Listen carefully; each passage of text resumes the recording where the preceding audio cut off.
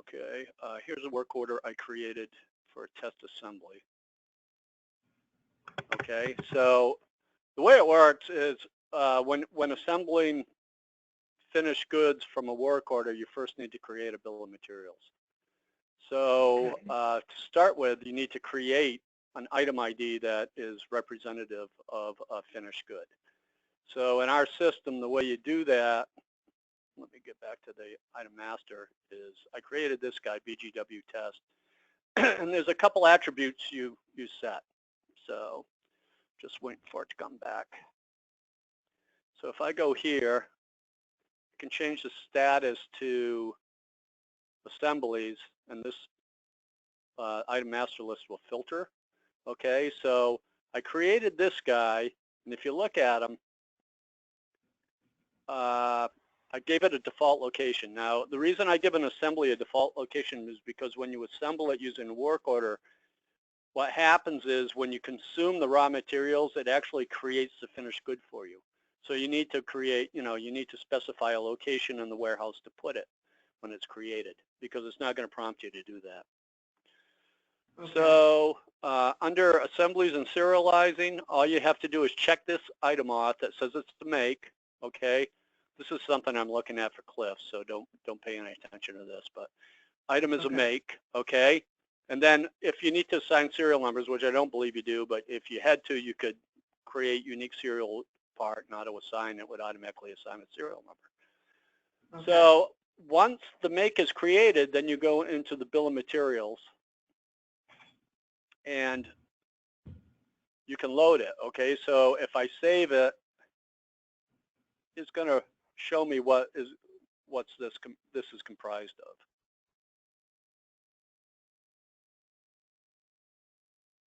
Okay, so I associated two components with it, 030060 and 030061. Now this is anything in your item catalog.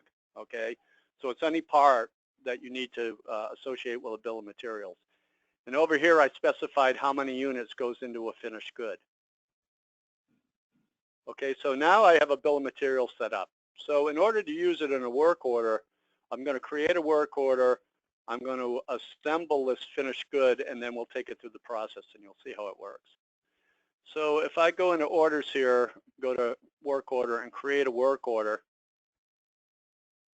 I'm going to create an assembly. You got to choose the warehouse that you want to use, okay, to consume the raw materials from, as well as receive the finished good into.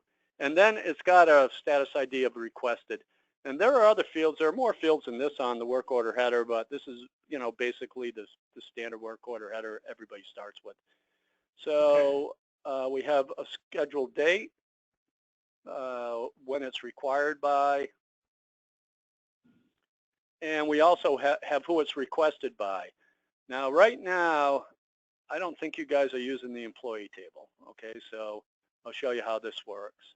Requested by is actually employee records in the system, not the login records. So if I go to system here and I go to employees, you'll see that we only have one in the group, Ben. But if I wanted to say, like, create an employee for Abe, I would just go in here, Abe Davidson, and I would save it. And then on his user account,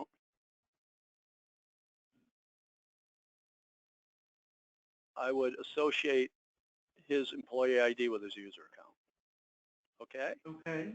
So now if I go back into that order, I've created work order number 2. If I go into the header, I can change that to Abe. Okay?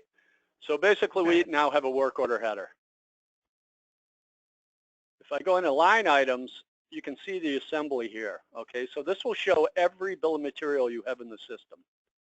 And this is where you specify what bill of materials to use on the work order. There's only one in it now. It's my test one. So I'm going to say I'm going to use this work order to create one finished good. So I'm going to save it. Okay, and now I'm going to load the bill of materials. So I go here and I say all components. And what it does is it goes out to that bill of materials and it changes. So if I were to say I need to create 2 of these and load all components, you'll notice that the requirement changes. Okay, so it went from 1 to 2 to 2 and 4. Okay. But I'm only going to create 1. Okay, it also shows you what's available and what's been issued out against a work order. So in our system, you can actually create work orders and do partial assemblies, meaning you can set up a work order that says I'm going to build 100 of these. This is probably not pertinent to the way you guys operate, but some of our manufacturing systems they'll create blanket purchase orders. They'll say I'm going to create 100, and then during the course of the week they'll maybe create 2 or 3 at a time every day, and you'll see that this number of issue climbs as well as how many units have been assembled against the work order. But right now it's just set up to create 1 finished good. So the work order is created, and then basically what you need to do is you go into the header and you open it up. So it goes from requested to open. And when we go back into line items, you'll see that we now have a button that says assemble. Okay. So what this work order is now available for assembly. In other words, it's available for me to issue out these parts and create a finished good. So if I do that, then I just click this button, and it's going to ask me how many units I want to assemble, and I'm going to say 1. Okay, so I have something stuck in my issue grid, so let me go there and clear that out.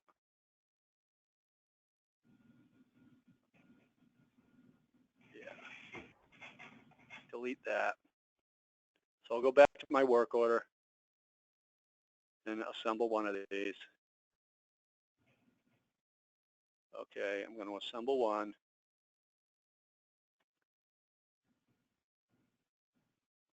Okay, and it goes over to the issue grid, and basically what you can do is choose the item that you're going to use to assemble it, just like you do normally when you do a direct issue out of the system.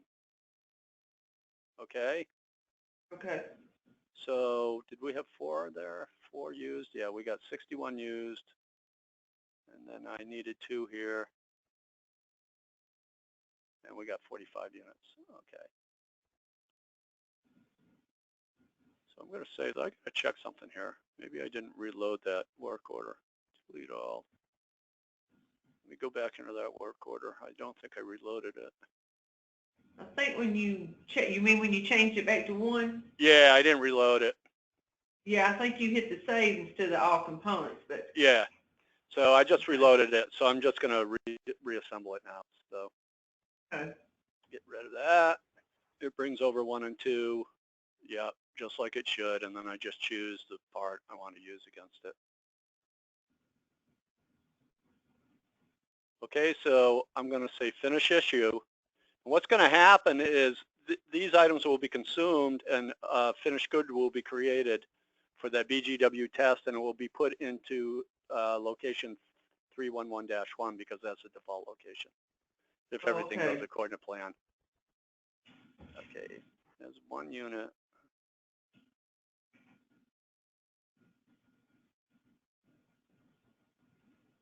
Oh, it does.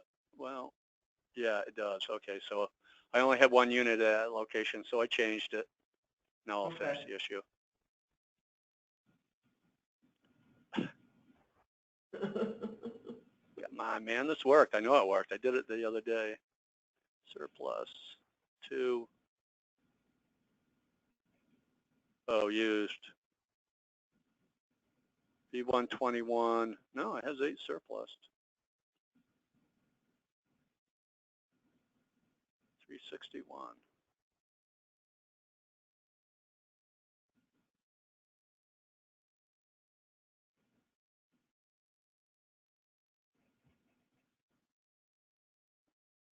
Don't make a liar out of me.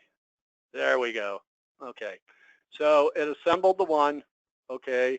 And here's the issue slip for it. Okay, it shows the assembly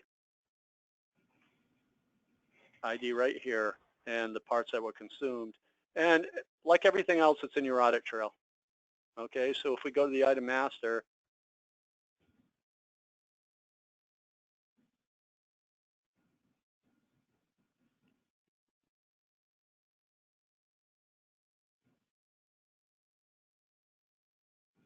and we look at today's activity. Okay, so it shows us receiving this part on this work order to this location and using these parts to create it. And that's it in a nutshell. Okay. Well, now what about like, I'm trying to remember where we ain't worked in it in a little while. Like if I want to add where he's wanting to keep up with like the employees' hours, can we do that on this or? Yep. The work orders also have sheets for, if I look at this one's open. There's a labor sheet, okay? So again, you can associate an employee. They're going to have a login and the number of hours and which hour cost and, you know, the date they worked on it. Okay. Okay.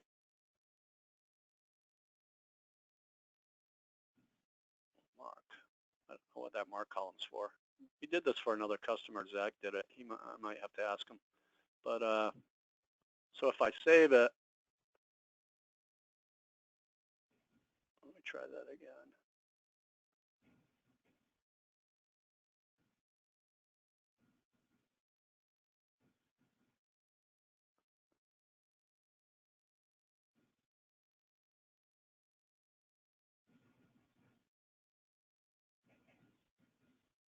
Yeah, it's not saving it. It's not giving me an error either. I'll have to ask Zach about that, but yeah, we do have a labor sheet, so maybe I missed something when I converted it over. So let me get that working first, but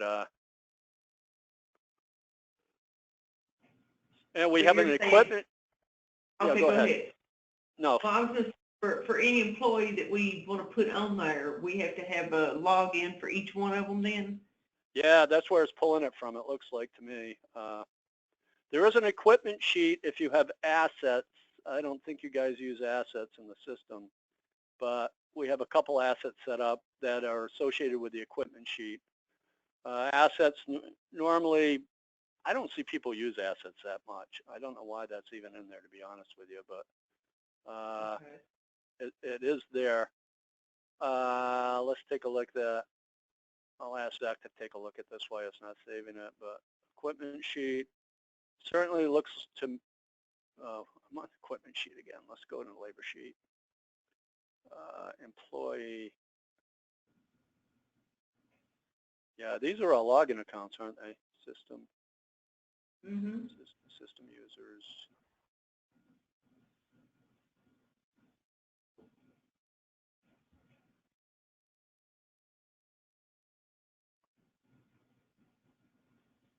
Yeah, I know why too, because this was developed for a customer where their employees actually log in. They log into the system and they'll work on a work order and they'll record their dates and times. That's why it's based on a login ID. It's not something where I could just key their name in or nothing like that. They're actually going to have that login to put them on there. Well, I think we can change it so it pulls it from the employee table. And that way, all you'd have to do is put an employee record in there, and then that's what you'd see. Like but I got to talk to, pardon me? Like you did a few minutes ago when you put Abe in there. Yeah, like what I did with Abe. So on the work order header, you know, we're pulling. Let me go back to the work order header. Yeah, so we're just pulling the employee record here. So I'll talk to Zach about how much work it would be to change that over so the labor sheet actually works with the employee ID, because the employees won't be logging in. Well, because I know right now me and Abe are the only two logging in, so. Yeah. I don't know if he's going to change that or he's not, but. But I mean, you can, so I'll go ahead and I'll talk to him about that. But the work order, I mean, other than that, do you have any other questions about it? Well, not at the moment because I want to practice. I've never actually done the work order, so I'm just practicing what I got to do on here and then see if there's something else that I need to No, know how to do or not. If no, there's something else that he wants. it's all up here, Diana. It's on the dev site, okay? So, you know, you can play with it all you want. Also, it's a big upgrade. I had to change a lot in the database because you were so many revisions behind. So you may just want to try receiving and shipping just to make sure we didn't break it like the last time we put the build in. Uh-huh.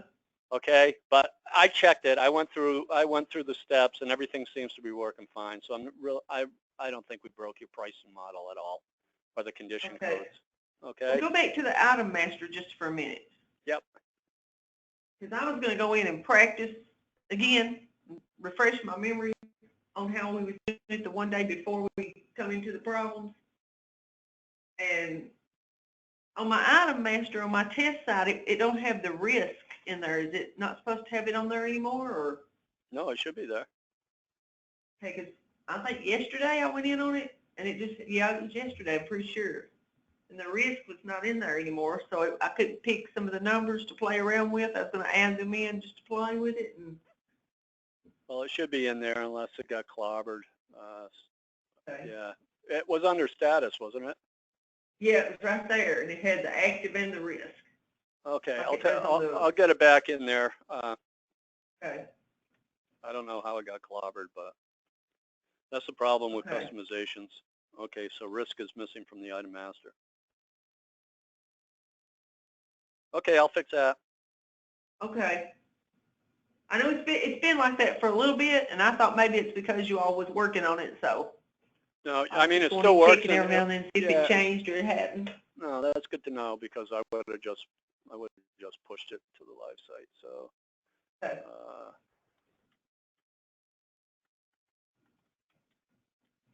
I want to just make sure. Yeah, I can probably just pull this down from the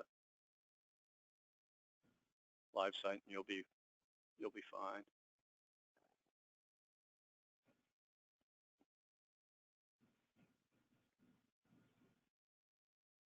Item master. Yep. Okay, I'll pull that down from the live site, and you'll be good to go. All right, then. Thanks.